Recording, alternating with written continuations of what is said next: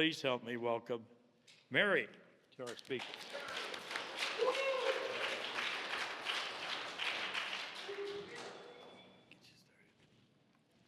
My name is Mary, and I'm an alcoholic. And I'm here to share my experience, strength, and hope with you. And I'd like to start with my hope. My hope is that you find here what I found here. And what I found here, I was looking for in a bottle my whole life. And it's not there, it's here in Alcoholics Anonymous. So, by the grace of God and the love and fellowship I found in Alcoholics Anonymous, I have not found it necessary to pick up a drink or anything else since June 8th, 1987, and for that I am truly grateful. Okay, so needless to say, I'm old. I got sober in the BC years before crack, so I don't know anything about that stuff. But I've been in AA for a very, very long time because it works. And I'm here to carry the message of Alcoholics Anonymous. So in the beginning, a few people have already commented on it. I'm from the Bronx, New York City, okay? BX, okay? As soon as I say that, people hide their wallets. It's a little rough place to grow up in. I grew up like a feral child. I grew up in a big house, Irish Catholic family, 3-story house, aunts, uncles, cousins, great aunts.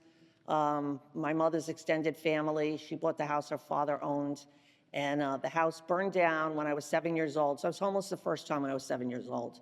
My mother and father had 5 kids. By the time I was 7 years old and the house burnt down, my father had already ran off and left my mom for his 19-year-old mistress, who already had 2 kids from 2 different men. And they went on to have a whole nother litter of kids after that. So my life was a little chaotic from the beginning, but growing up with the extended family, I saw all the conviviality the big book talks about with drinking. I never saw DUI or domestic violence or anybody going to jail or anything like that. I saw, you know, laughing and singing Irish songs and things like that. And I never thought there was anything wrong with drinking.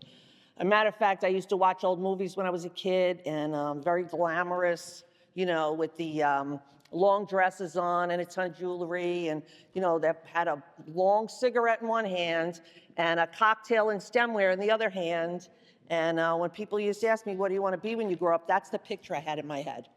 So I always had that fascination with alcohol, even before I ever drank.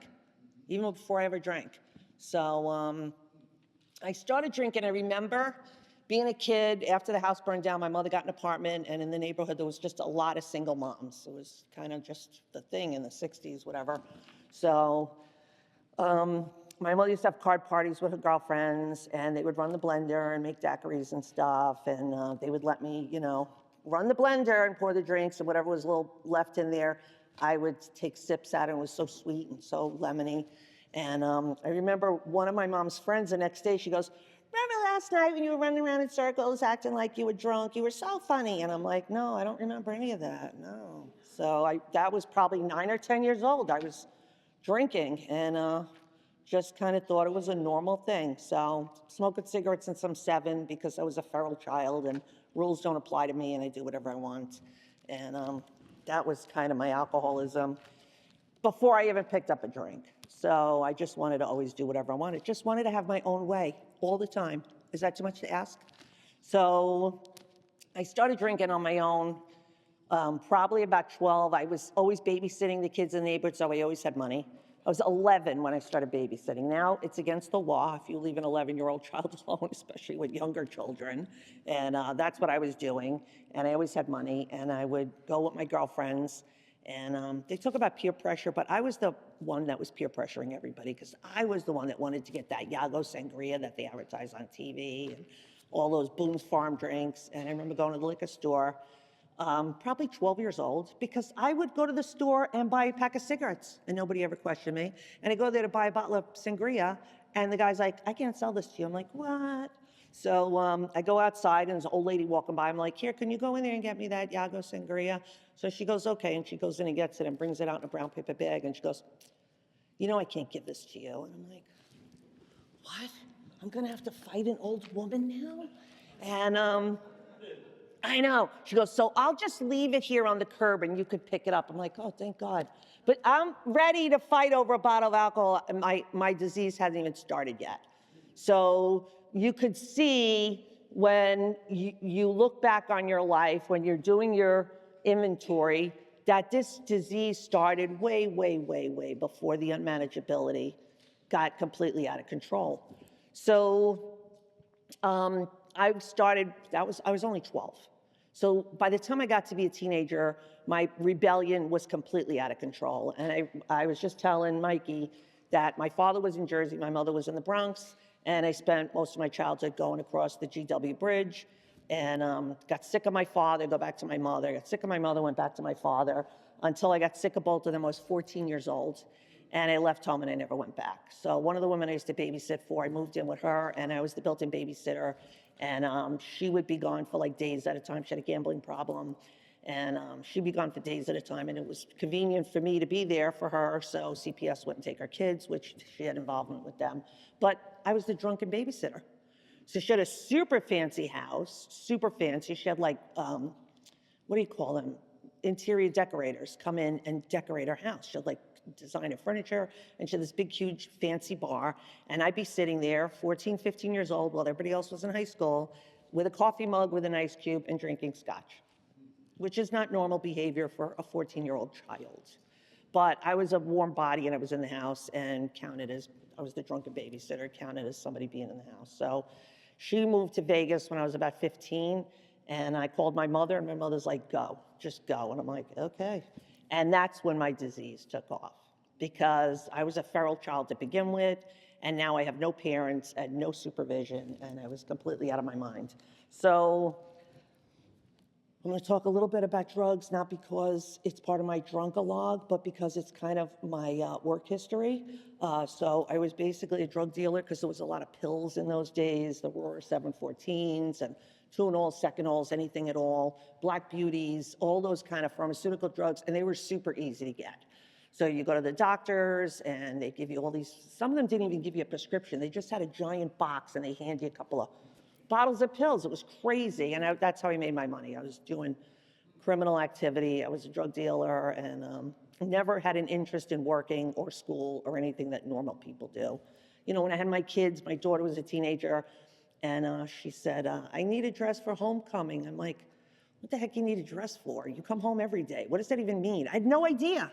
Prom, home, I didn't know. I never had the high school experience. I went to 7 different high schools in 4 different states, and I never got past 9th grade. Don't talk about unmanageability. I kept trying to manage my life. I kept trying to manage things, and my life was completely out of control. Powerless, the alcohol was controlling me.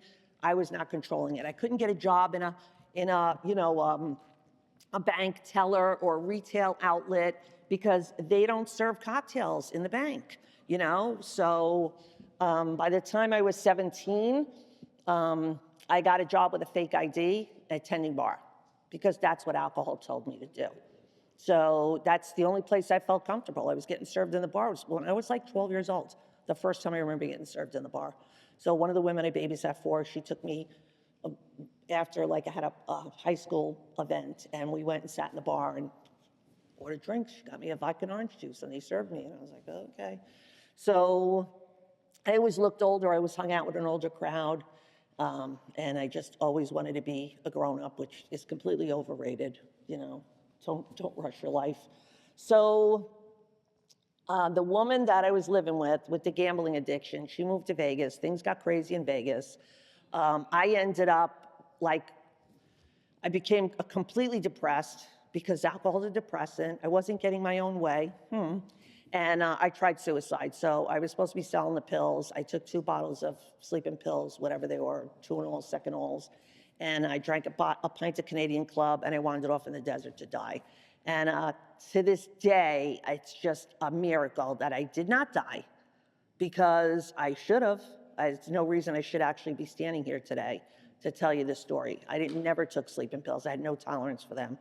But there was a land surveyor out there, and they found my body, and they brought me to the hospital, and they pumped my stomach, and they gave me IVs, and catheter, and everything you could think of. And I was in the hospital a couple of days, sick as a dog.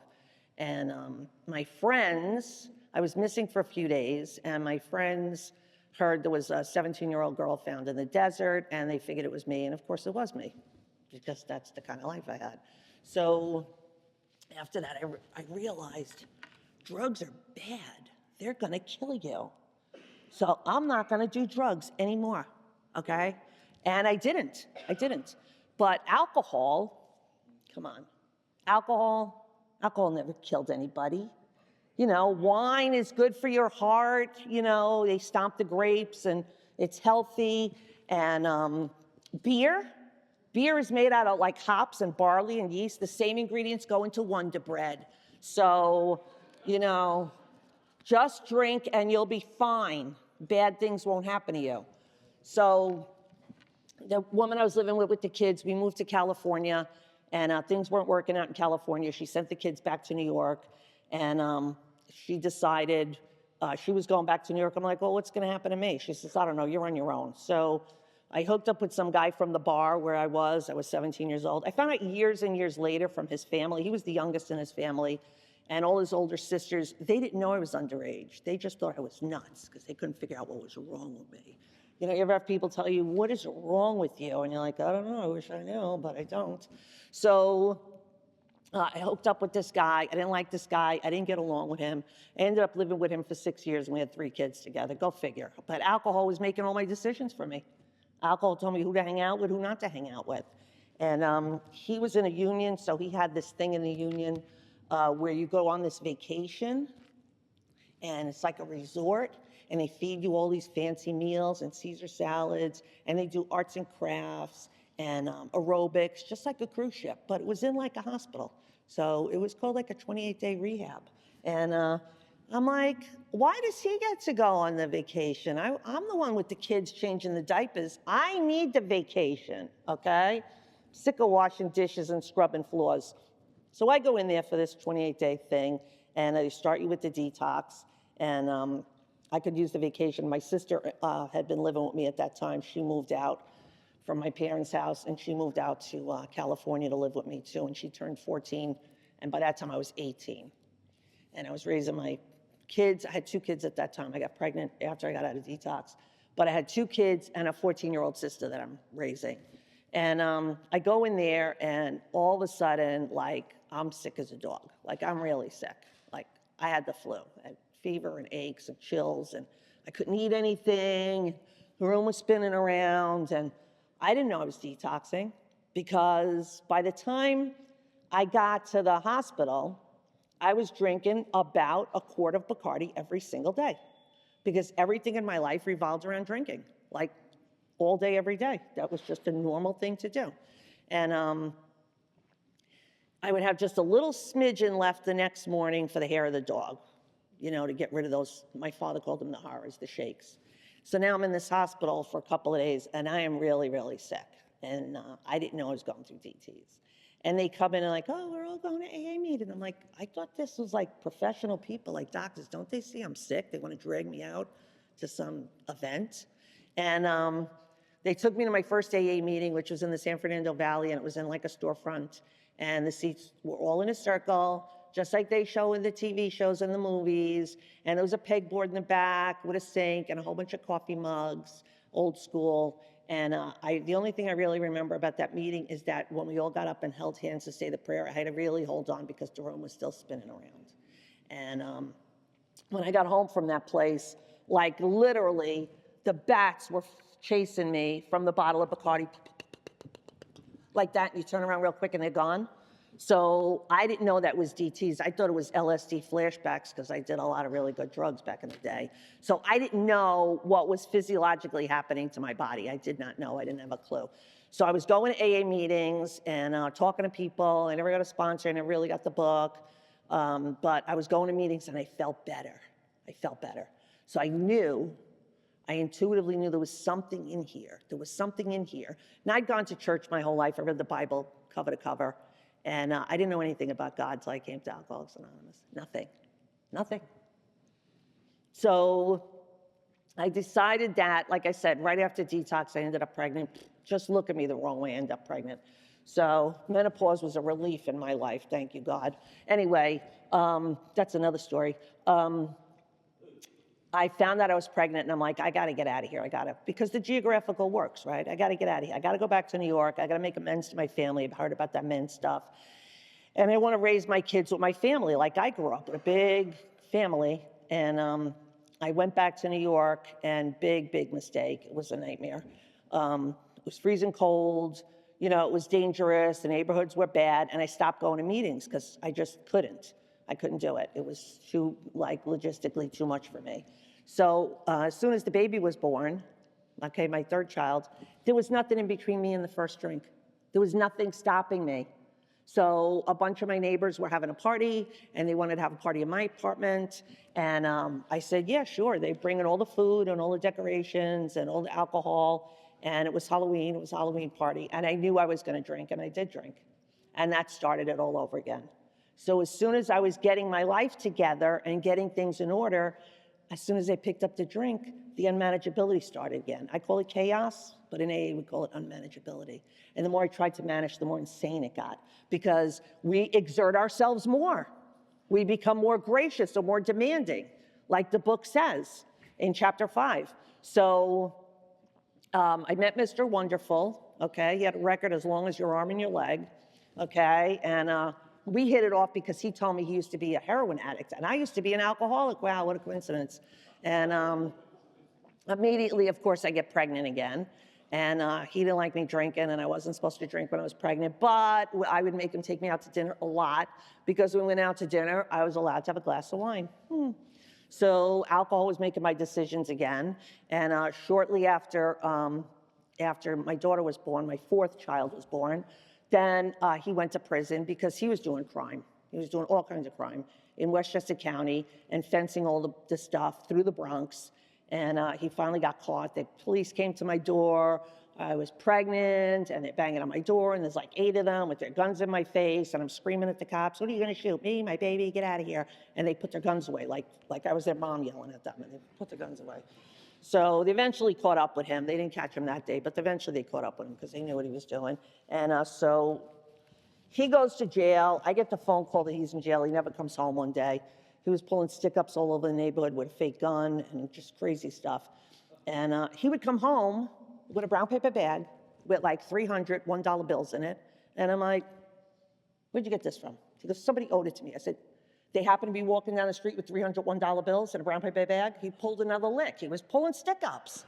And he'd keep all the big bills, and he'd throw me a couple $100 of the dollars, the chump change, whatever.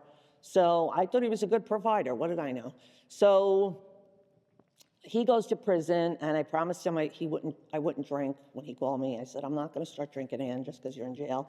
And I already had a beer in front of me, and I had a 6-pack in the fridge.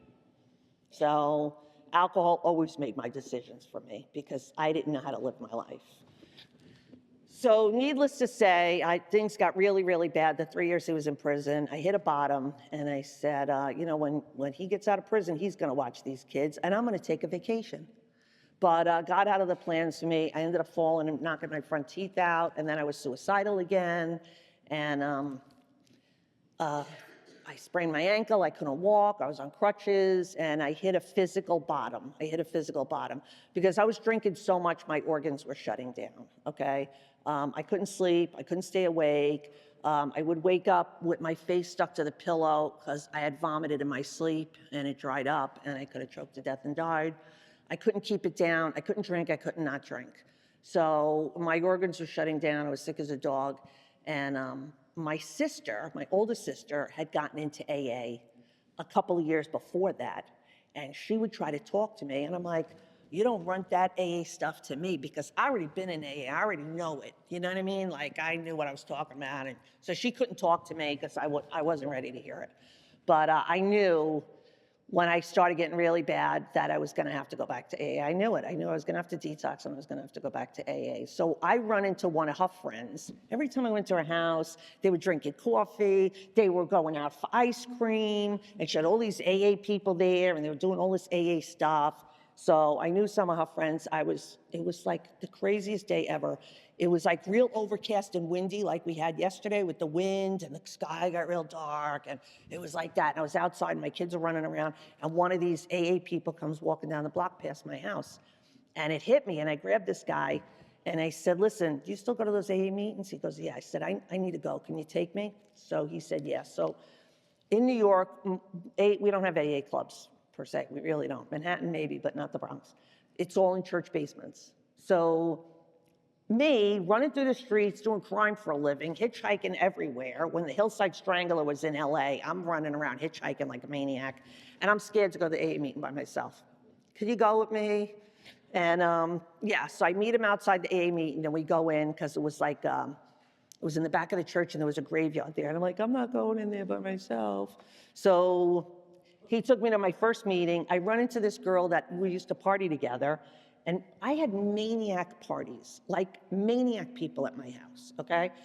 And this girl was so bad, she got kicked out of my house. Because I had kids, I couldn't leave my house, so everybody came to my house, and the kids would go to bed, and we'd have these crazy, I had bikers peeing out the windows. I mean, I had this one biker guy, and he puts his leg up on the chair, and he stabs himself with a knife. And the other guy comes in, and he goes, okay, do me. And I'm like, the guy goes like this, and I go to grab his arm, and I'm like, don't you know he got a wooden leg? So these are the kind of people I hung out with. They're stabbing each other. I said, you're not bleeding all over my kitchen floor. Get out of here with that. So these are the kind of people I hung out with. So now I run into this girl at the meeting, and she's got 6 months sober. And she's a completely different person. I couldn't believe it. I couldn't believe it. I mean, I'm one of those people, I don't believe what I hear, but I definitely believe what I see. And she was nice to me. She's like, Mary, I'll take you to the meeting I'm going to tomorrow. I'll pick you up and we'll go over here. And me and her went to all these meetings together, and I couldn't believe it. I could not believe the difference in her. So there was something that I was missing the first time I went to AA. There was something I was missing, okay? So now let's fast forward 2 years sober, going to meetings every single day, whining and sniveling to anybody that'll listen, okay? And they're like, do you have a sponsor? I'm like, yeah, I'll get one, don't worry about it. And I did not have a sponsor for like 2 years. So when they say God is doing for you what you cannot do for yourself, some woman comes up to me and she told me that Jesus came down into her living room and was gonna take her, and she knew she was gonna die because she could not stop drinking. So she was a friend of my other sister. My big sister was in the program. My younger sister was smoking crack. So the younger sister told her, you go talk to Mary, because Mary's not like those other AA people. And I wasn't, because she was in AA before, and somebody broke her anonymity and embarrassed her at a company function. She was at a big, like a business function. And the girl says, what are you doing drinking? You're supposed to be in AA, and humiliated her. So she's like, I'm not going back to those AA bots, whatever you call them. I'm not going back to those AA bots. But my crackhead sister convinced her, said, Mary is not like those people. And I wasn't like those people. Because what I would do was, if my neighbors pissed me off, okay, I would go downstairs and I would put plastic baggies on my hands, and I would scoop up some dog feces, and I would scrape it under their car door handle, so when they went to get in their car, they go like this here. Yeah, I was not a nice person. And then I would take Jergens lotion, because this was in the 80s, in the height of the AIDS epidemic, okay? And I would take Jergens lotion and fill a condom with it and throw it out the window and let it splatter on people from the roof. Yeah. So I hung them on people's doorknobs. Sometimes Jergens lotion, hang a condom on somebody's doorknob. They go to open the door and they're like, ah. So I would do really horrible stuff because I was dry and I did not have a program. I did not have a sponsor. I read the book. Matter of fact, I read the book and I was about 6 months sober, and I ran into a friend of mine, and one of the bikers that was like a maniac peeing out my windows, and he said, you got a big book? I said, yeah, I already read it. You can have it. I didn't know you were supposed to like read it more than once. I'm like, yeah, I read this already. Like, it's a really good read. Here, you should try it. And I gave away my big book because I didn't know. So I didn't have anything remotely resembling a program, but they told me keep coming back, and I did. I kept coming back. I showed up for meetings. And like I said, this girl showed up in my life, that showed up in her living room. She was hallucinating DTs, and she asked me to be her sponsor. I don't know what a sponsor is. I don't know what a sponsor does. I never had one. So I'm like, I better run real quick and get one, okay? Because this girl doesn't trust anybody. She won't talk to anybody but me. and she's gonna die, okay? And she had a daughter the same age as my daughter, which was about 4 years old. So I talked to this woman that I was always gonna get around to asking her to sponsor me, but I never got around to it. And I asked her to be my sponsor, and I was scared. And I thought she was gonna say, sure, Mary, I would just love to be your sponsor. And she said to me, are you sure you want me to be your sponsor? Because I'm tough. And I'm like, yeah, I'm sure. And she goes, well, you gotta promise me that you're gonna go through all 12 steps with me. And I'm like, okay, I'll do it. And I only really did my steps because I was terrified of my sponsor, okay? I was very afraid of this woman, okay? She was a real old school gangster. But she had 5 kids like I had 5 kids, and I could relate to her 100%. And she dragged me literally kicking and screaming through those steps. So I thought I was doing great on my steps. You know, I did step 1, okay, I understand. Powerless because alcohol controlled me. I did not control it. And the unmanageability, I had a very easy time connecting how insane my life got and how it kept getting. Because I had that brief time when I was sober in California, and then I drank again because I had nothing in between me and the first drink.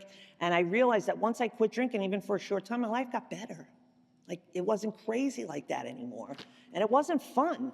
At the end, it was not fun anymore. I was drinking against my will when I did not want to drink. I was drinking every other day because one day I would drink and then the next day I'd be so sick I couldn't move. And the next day, as soon as I felt better, I'd drink again. So I was pretty much drinking every other day. So step 2, of course, I believed in a higher power. And in the beginning, the higher power was the rooms of Alcoholics Anonymous, okay? So the rooms in Alcoholics Anonymous was a power greater than myself because there was something in these rooms. I didn't know what it was. I didn't exactly know how to get it. And if you ask somebody in AA, you're like, how does this thing work? And the old timers will tell you, it works just fine, kid, keep coming back. And I'm like, okay, you ask an AA question, you get an AA answer. So you kind of have to figure it out for yourself. I didn't get the lingo, everybody was talking the lingo, like easy does it, first things first, live and let live, let go, let God, turn it over. Well, turn what over? Find an egg? What are you talking about? I didn't get it. I did not get it. It just bounced off my head like BBs. It took me a long time to do this thing. So the girl that asked me to sponsor actually saved my life. Because I don't know if I would have eventually got a sponsor. So if you're new, you call your sponsor. You get phone numbers and you call people. You might be saving their life, okay? Because I know it's really hard for us to call people we don't know and we're not comfortable. But in AA, we do stuff that we don't want to do. They told me stick with the winners. Who's the winners? The guy with the best car in the parking lot? Winners do what they have to do. Losers do what they want to do. And I was a loser my whole life, and I couldn't figure it out. I couldn't figure out why. So going through the steps, okay, step 3, turn my will and my life over to God. I was 100% willing to do that until I hit step 4, and I hit a roadblock, and I had a real hard time doing my 4th step. So my sponsor told me, you didn't really do your 3rd step if you can't do your 4th step. So she demoted me. And that just trashed my ego, okay? I got demoted back to step 3 because I couldn't do a 4th step. So she made it easy for me. It was Christmas time. I got 5 kids. I'm on welfare. My husband's in the penitentiary, okay? And she wants me to do all this writing, and I'm not stressed out enough. She didn't want to hear any excuses. She didn't want to hear it. Did not want to hear it. And I don't make excuses anymore. I don't listen to excuses anymore. And I did what she told me to do, you know? And I got real humble real fast, and I did my 4th step like she told me to. And she remembers this. I don't remember this. She goes, you called me up and you were so excited. You're like, I finally finished. I know it. I'm done. Because doing your 4th step is like throwing up. You know when you throw up and then you throw up and then you throw up and then you know, like there's nothing left in me. I'm done. I'm just... And that's how I felt after I did my 4th step. There was so much that came out because the last thing I ever want to do in my life is look at myself when I always had somebody else I could blame, you know? One dysfunctional husband after the other, because look at him. Look how bad he is. You know, I'm doing everything. I'm taking care of the kids. I'm cooking. I'm cleaning. You know, at the end, my kids were eating, you know, cold hot dogs out of the fridge. Like, nobody was taking care of them.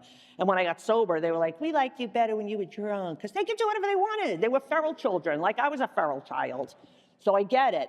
So 6 and 7, once I did my 5th step, it was very easy with my sponsor. A lot of people have anxiety doing a 5th step and talking about stuff. But my sponsor, I trusted her 100%. Even though the statute of limitations wasn't up on a lot of the stuff, I didn't want to put it on paper. But by the time I got done with my 5th step, I just left that paper laying around. I left it at her house. I don't even know what she did with it. She could have sold it to the National Enquirer for all I know. I could care less because it didn't have any power over me anymore, okay? 6 and 7, they call them the forgotten steps because they're barely mentioned in the big book. And I did all my steps in the 12 by 12. So if you're not reading your 12 by 12, you're robbing yourself of a really good experience.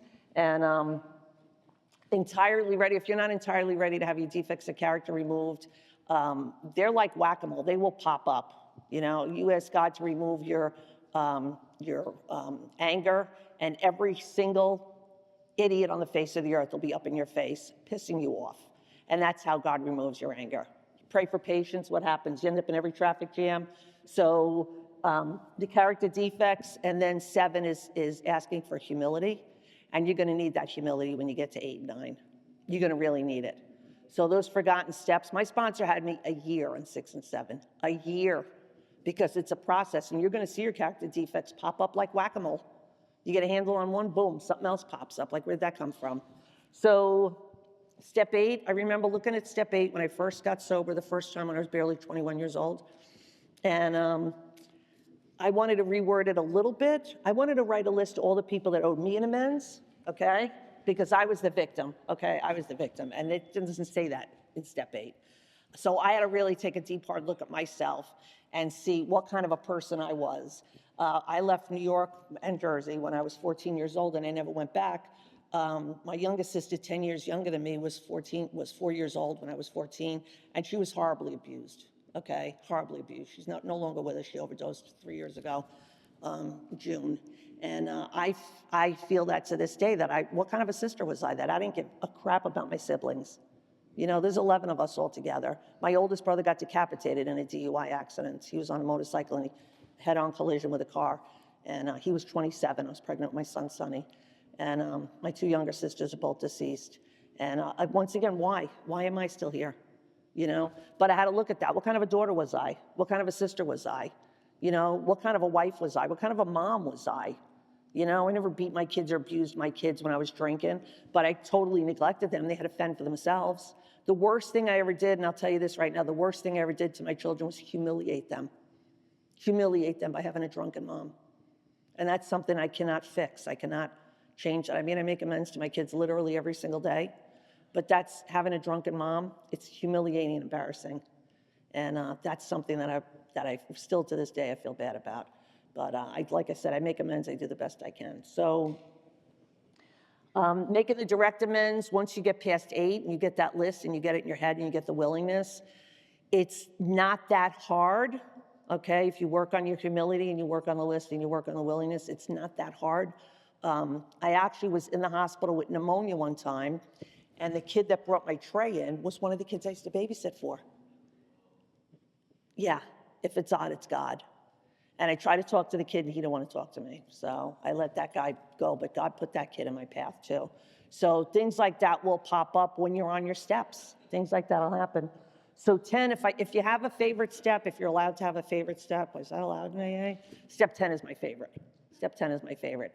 Because I take my inventory every day, and it's like, when you do your 4th step, it's like cleaning out a hoarder house, you know? But you see some of the hoarders, that stuff piles back up again.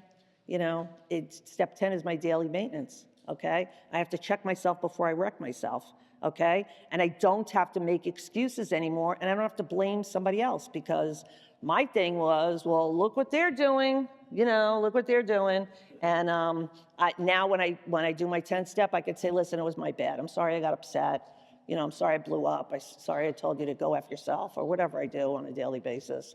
And I can own it and I can admit it. And it feels really good to own it and to move past it instead of avoiding people because, you know, what I said to them or what I did to them or, you know, things like that. I don't have to, I can look the whole world in the eye, like it says. And 11, prayer and meditation. Prayer was easy. You just, in Catholic school, you just memorize a whole bunch of words. So prayer was easy for me.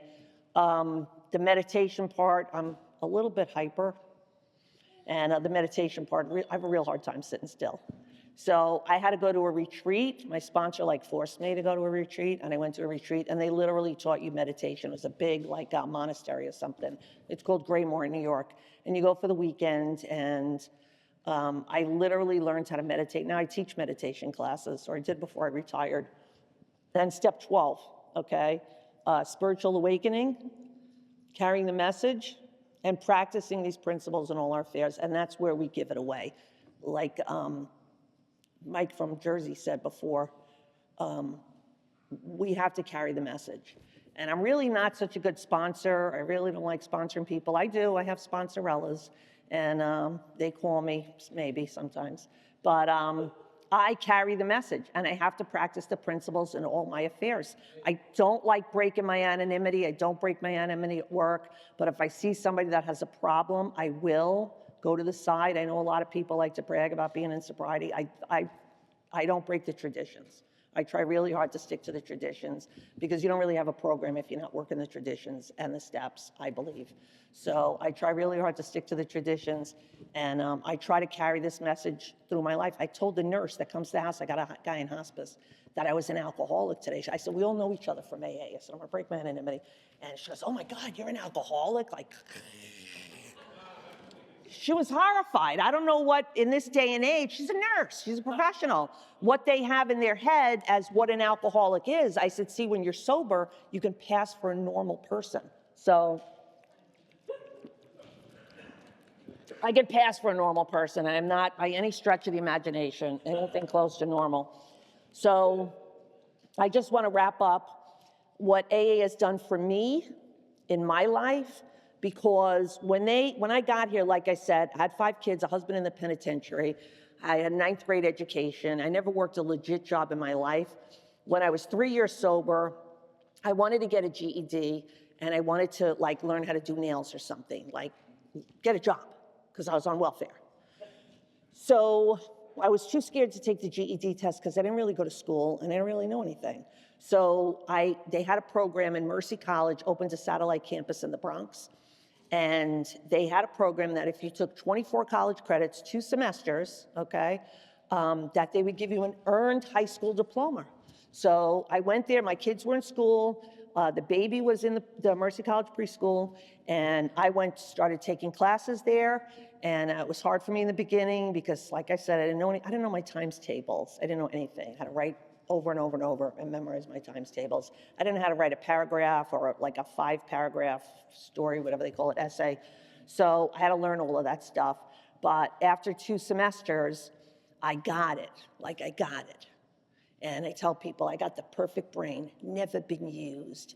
And I used everything that I learned in AA in college. I got there early, I stayed late. I got together with other people in my class and we put together study groups and we'd study and everything. And I ended up getting straight A's in school and I graduated top honors, magna cum laude, after 6 years of college. It took me 6 years to get a 4-year degree, but I did it.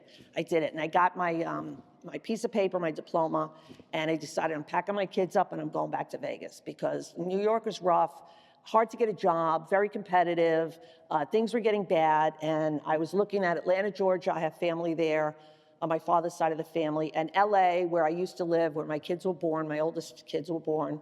I was gonna go back to LA because I love it there. I wanted to get a job in the movie studios doing nails, and I ended up getting a degree in psychology and criminal justice because that's what interested me. And I decided on Vegas because Vegas was booming in the 90s. Vegas was booming. And a lot of opportunities here. And my goal was to buy a house. I wanted to buy a house. I wanted to live in a house since I was 7 years old when my house burned down. So I moved out to Vegas and my resume was a blank piece of paper. I'd never worked a day in my life. So I had a lot of trouble with that. And I came out here and 2 years off welfare, I bought a house. So I had a day job that I paid all my bills with, and I had a night job that I stacked money. And I worked on my credit score while I was in college because they give you a little $200 credit card to buy your books with. And I bought a house. And one day, imagine that, kids grow up and they leave, boom. And I remember this is gonna sound crazy, but I asked God just to keep me sober long enough to raise my children. Okay, that's all I wanted. I didn't care what happened to me after that. But my babies, like I said, I disgraced and humiliated them, and I wasn't a good mom. And 17 years sober, my youngest child moved out of the house. And all of a sudden, I'm gonna embarrass somebody in the audience, I met this guy, and he was all gung-ho for AA, and I was like getting burnt out on it. And he's like, yeah, we gotta help these people, and we gotta do this. I'm like, we gotta do what? And because I was like career and goal oriented and stuff like that, and I was going to meetings and just running my mouth and baking cookies or whatever, but I wasn't really like doing the deal. So needless to say, I 13-stepped this newcomer, and we started bringing people into the house because I had this big empty house and all the kids were gone. And yeah, a lot of people 13-step newcomers. Some of them did it this week. I'm just kidding. I only did it once, okay? He's laughing because he knows. Anyway, one thing led to another, and now I just acquired like my 5th house. Like, I don't know how that happened. God just keeps putting things in my path. My daughter's father-in-law passed away. They're like, here, you want this house? I'm like, yeah, I want the house. And I filled up that house. And another friend of mine, his daughter passed away, and he's got the house, and he can't afford the house. So I filled up his house with people. And Liberty House closed, and there was 10 guys that were homeless, and I put them in that house where the guy's daughter passed away. So, I mean, things just kind of fell into place like they're supposed to. Once you let go and let God. Step 3, when you let God into your life, which I just wanted to do what I wanted to do all the time. And God had other plans for me. God didn't want me in Hollywood doing fingernails for movie stars. God had other plans for me. All I had to do was get out of the way. Just get out of the way for 5 minutes, and things will happen in your life. So my experience, strength, and hope, it sounds like I'm talking a lot about myself, which I am, but I'm carrying the message of Alcoholics Anonymous the best that I can. I show up for meetings. I show up when people ask me to be of service. I have never not been in service. I do whatever I have to do, whether it's secretary, whether it's literature, whether it's GSR. I've been up to Tonopah. Once my kids grew up, I had a lot more free time and I could take all these trips, and be of service to Alcoholics Anonymous. I got involved in the concepts. I didn't know what the concepts were until I went up to Tonopah. Go up there, you're gonna see a lot of cat fighting up there, boy. It's fun being in service. It's a thankless job, but we do it anyway.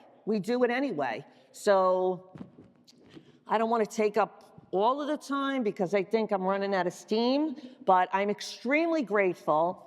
Keith asking me to speak. I'm extremely grateful for everybody that's here keeping me sober. I went through one real quick thing. I went through a really bad period this past year. Okay, my son, like I said, the only reason on earth that I wanted to get sober and stay sober is for my children. And my son got seriously, seriously ill with a disease that may or may not be survivable. And let me tell you what, I've seen other people go through things with their kids, and I'm like, not me. I work hard for God. I take care of God's kids. I take in homeless people off the street, and I give them a place to stay, and I feed them, and I do all this other stuff, and I'm immune to anything happening to me until it happened. And when I found out about my son's diagnosis, and he got really badly injured, he fell and he broke his arm, and he's got bad knees, and he's got this blood disease, and he can't even do his chemo because his arm got broken, and just one thing after the other. I lost my faith in God. I'm like, there is no God. That's not possible. This cannot be happening. That's all I care about is my kids. I don't care about, I'll push a shopping cart. I'll be homeless. Just don't let anything happen to my kids. And I lost my faith in God. And let me tell you what, it is a terrifying and dark place to live in this world with no God. Terrifying and dark. But I kept showing up for meetings. And once again, I was snivel and whine to anybody that'll listen. And I never lost my faith in Alcoholics Anonymous because I knew there was something here. And Mike said it too. God brought me to AA, and AA brought me back to God. So I'm better now. I got through it, but it was terrifying, and my son is still not out of the woods. But you know what? Even if he doesn't get better, I'm better. And that's the message of Alcoholics Anonymous. Thank you.